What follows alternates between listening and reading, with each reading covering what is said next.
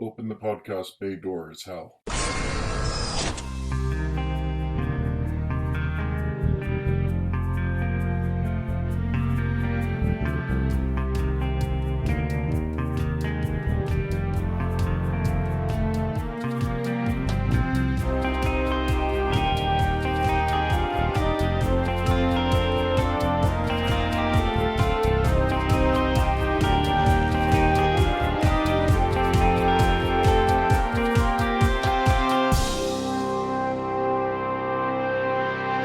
Hello everyone, and welcome to episode 11 of Welcome to Geektown. I'm your host, Kurt Onstead. I've been a proud geek all my life, being into role-playing games, board games, sci-fi, fantasy, and especially superheroes and comics. And I want to help others join me in those pursuits. But I've found that sometimes people can get overwhelmed or feel left out because they don't already have what some consider the requisite knowledge to be considered a fan. And that's where Welcome to Geektown comes in. Here you can ask your questions without feeling like a gatekeeper is calling you out for not yet being fully versed in every aspect of your new interest. Before we get started on the episode in earnest, I want to welcome 2 new members to the Geektown City Council. 13 Ravens and Ali Rar both left 5-star reviews on iTunes to grant their membership. 13 Ravens said, quote, "I'm not a comics person or superhero fan. Kurt does a fantastic job of helping me get an understanding of what my friends are into." While Ali called the show, quote, "solid, short, poignant, and approachable." I really appreciate the kind words from both of you and encourage others to add their thoughts, as those reviews can really help widen the audience. Now, on to the show. This time, our question has to do with the Marvel Cinematic Universe and how the Disney buyout of Fox will affect things.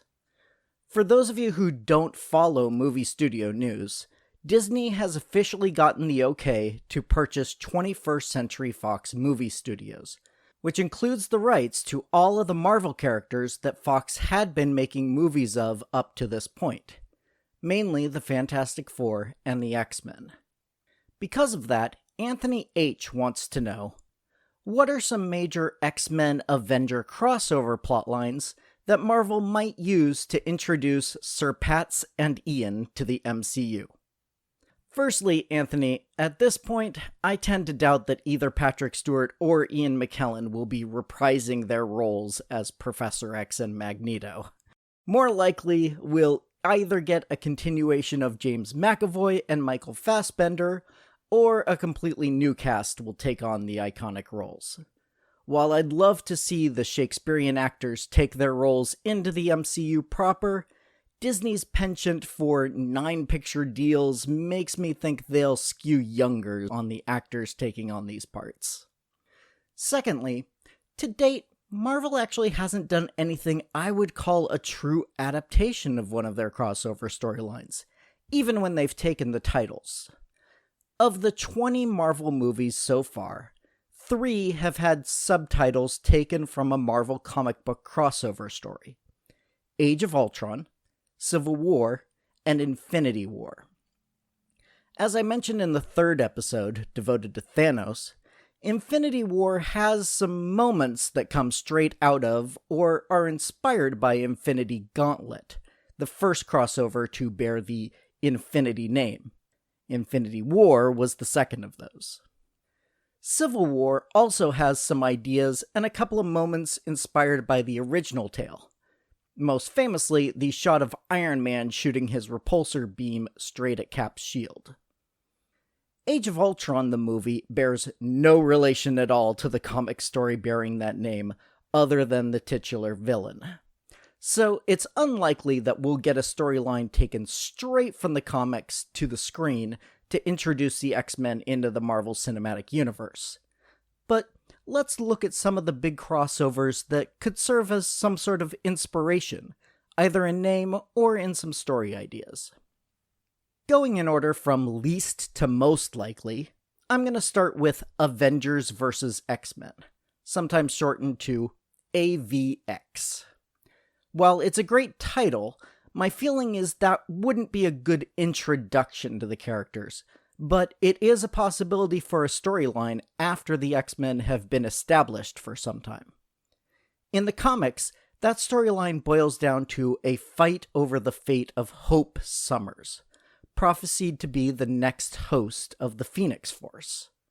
Another reason I don't think we'll see any of the ideas coming from this story for the introduction to the characters is that we've already had one movie with the Phoenix, and likely another coming out before any Disney-created X movie is put into production.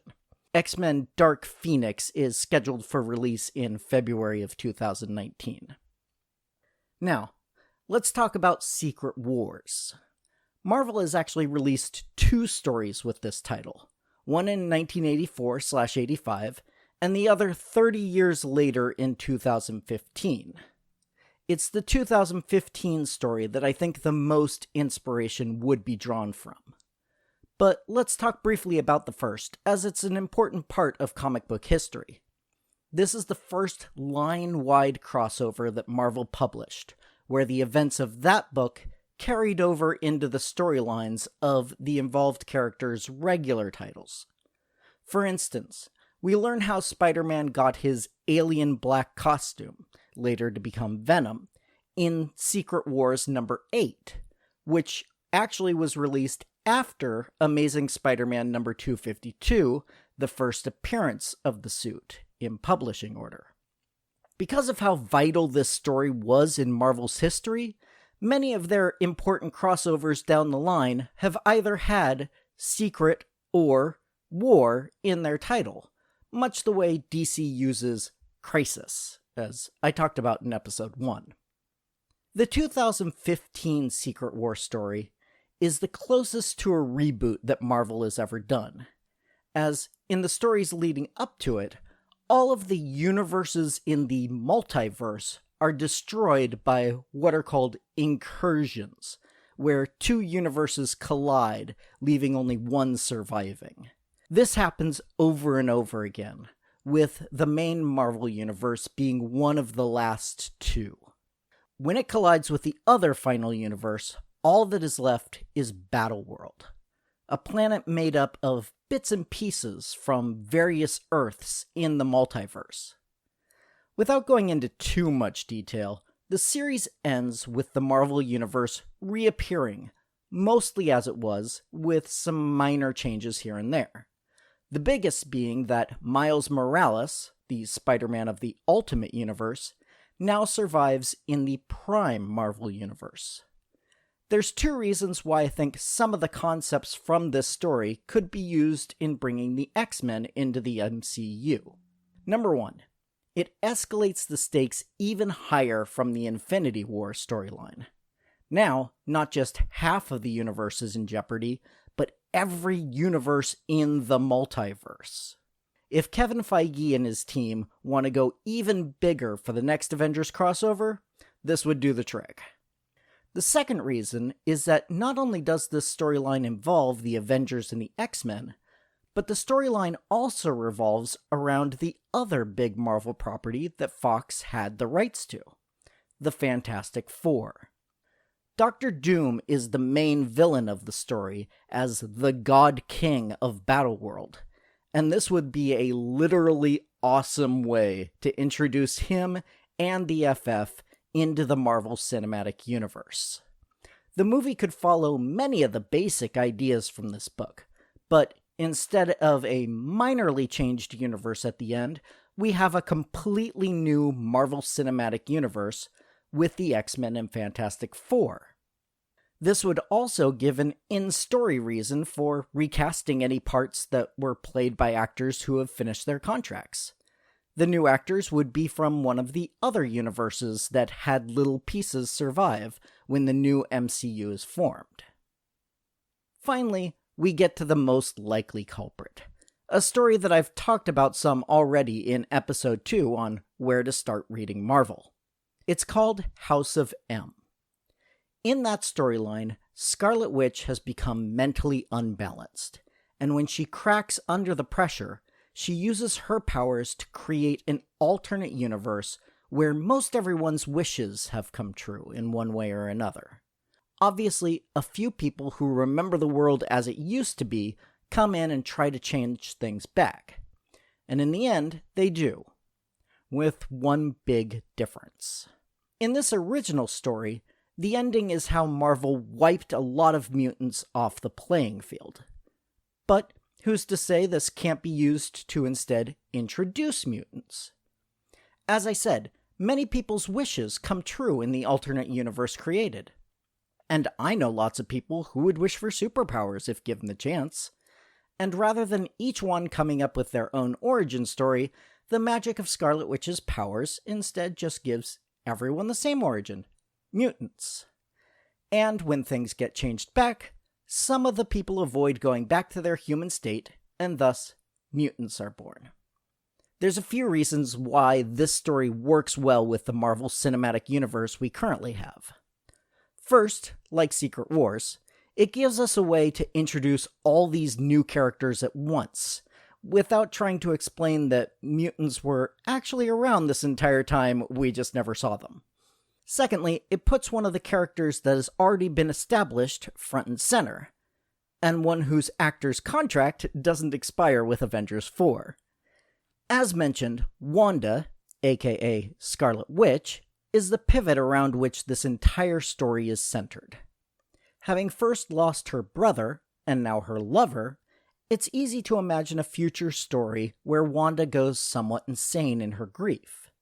And while to date, her powers in the movies have only been telekinesis and some minor mind manipulation, she gained her powers from an Infinity Stone, so these may just be the tip of the iceberg.